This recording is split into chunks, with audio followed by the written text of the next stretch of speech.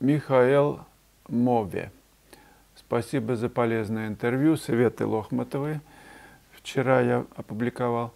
А что за яркая китайская розовая краска, о которой говорит Иветта? Хотелось бы попробовать в замесах. Не знаю, на тему китайской я купил, зашел после ее разговора с ней в магазин художнический «Ладога», неоновая розовая.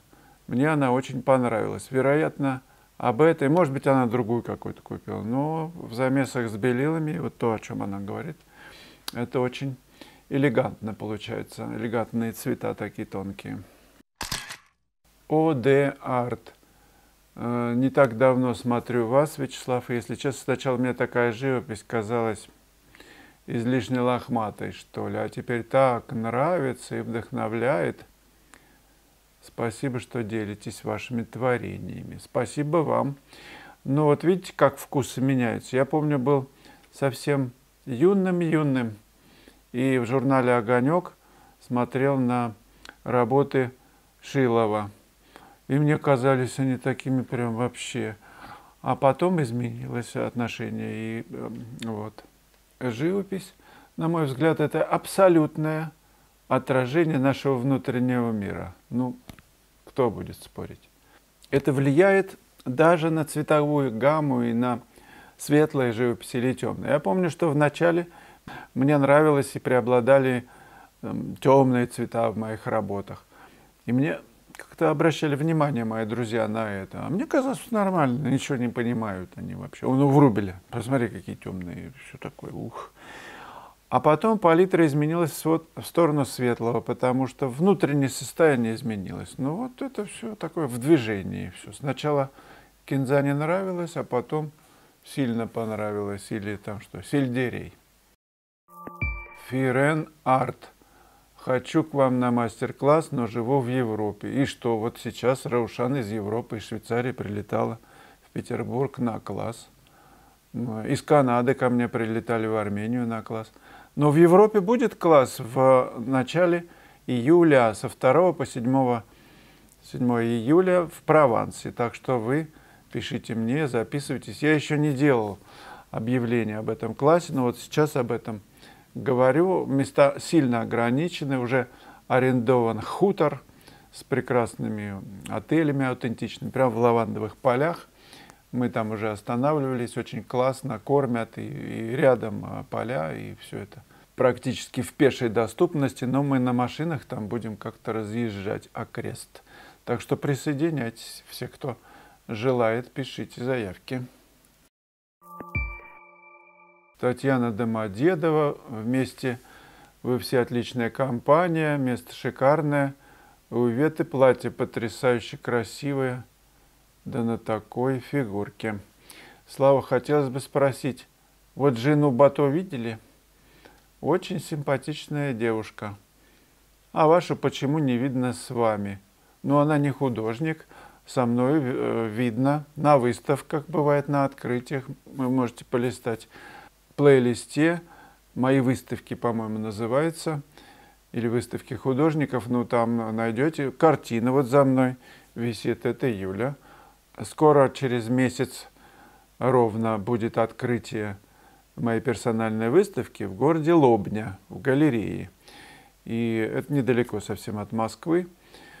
Так что приезжайте, вот там я буду экспонировать в том числе и эту работу. Ну и жену на открытии вы сможете увидеть и познакомиться. Моррис Зачризон. Хотеть не вредно, и вполне можно им стать.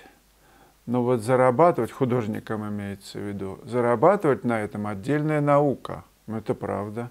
Искусство – единственная область человеческой деятельности, где разрыв между профессионализмом и зарабатыванием денег на этом профессионализме гораздо больше, чем этот разрыв в любой другой области деятельности.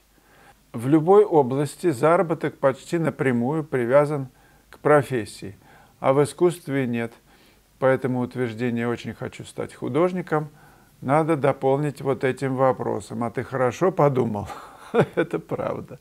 К Мане пришел человек, возьмите меня в ученики, я хочу стать художником. Мане спросил, а деньги у тебя есть? То есть это не на то деньги, чтобы оплачивать там, да, обучение, а чтобы жить.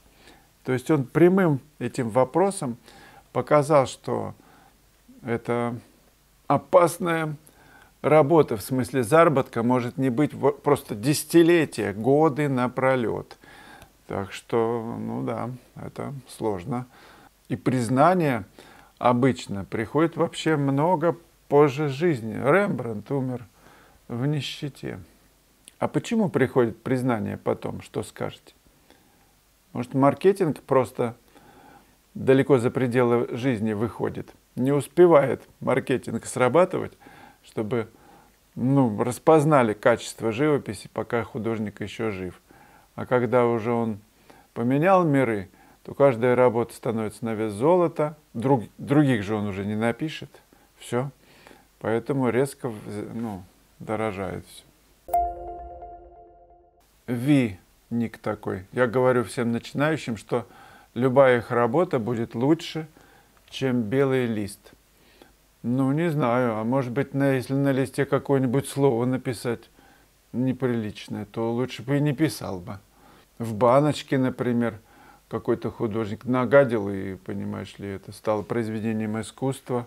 Ну, разные унитазы там приверчивают, что только не творят, чтобы их заметили. Так что лучше, может быть, унитаз стоит в туалете, чем на выставочном зале. Хотя я не знаю. Сейчас, конечно, кто-нибудь напишет, что лучше пусть на выставке, да? Юзер бум-бум. Слава, а зонтик вы так Бато и не подарили? Господи, сколько ж про этот зонтик. Я подарил Бато зонтик, уже 100 раз об этом говорил. Я же сообщил вам, что подарю, выслал ему. Он отписался, все получил.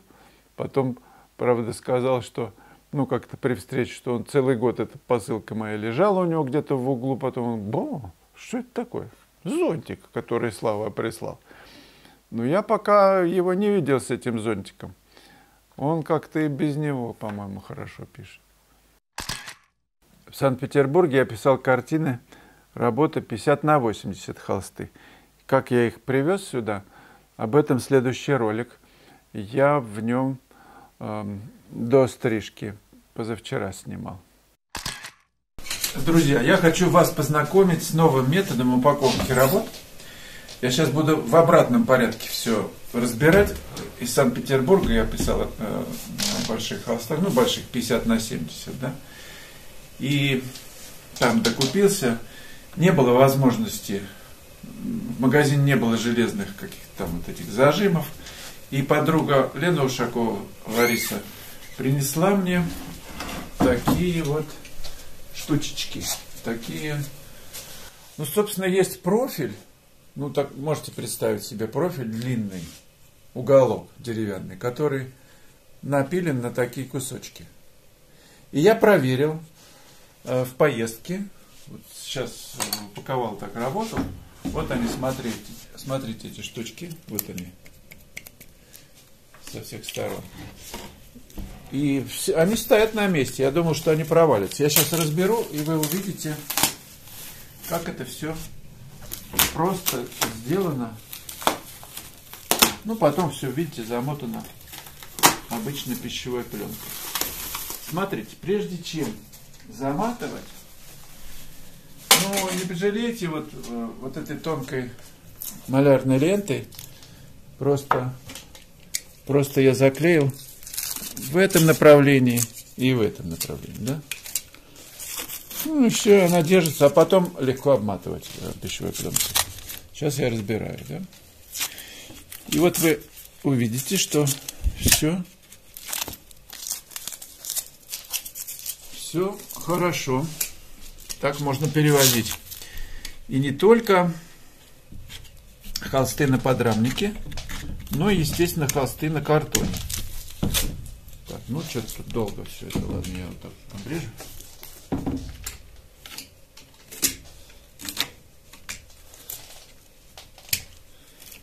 Хорошо зацепилось. Значит.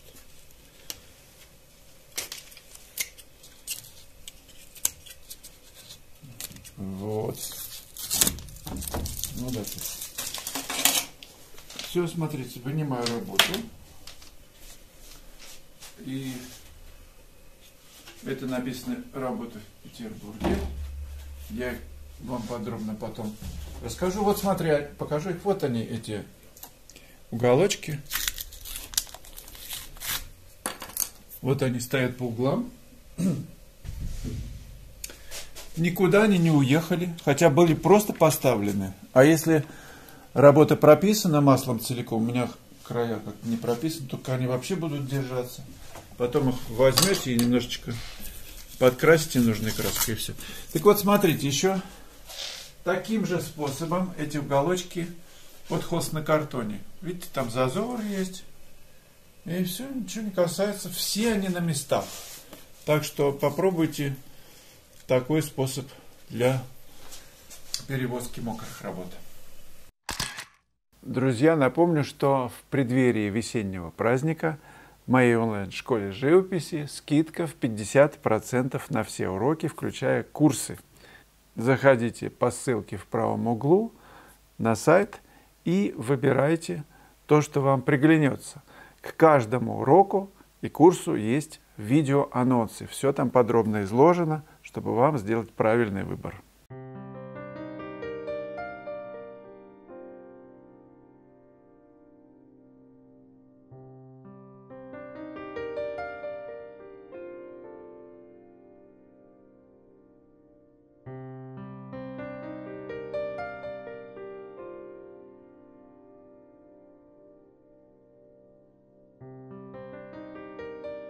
Не забывайте, друзья, поставить кнопочку «Нравится», нажать ее, задавайте вопросы и посмотрите еще один репортаж, мой ролик называется «Менять манеру письма». До свидания.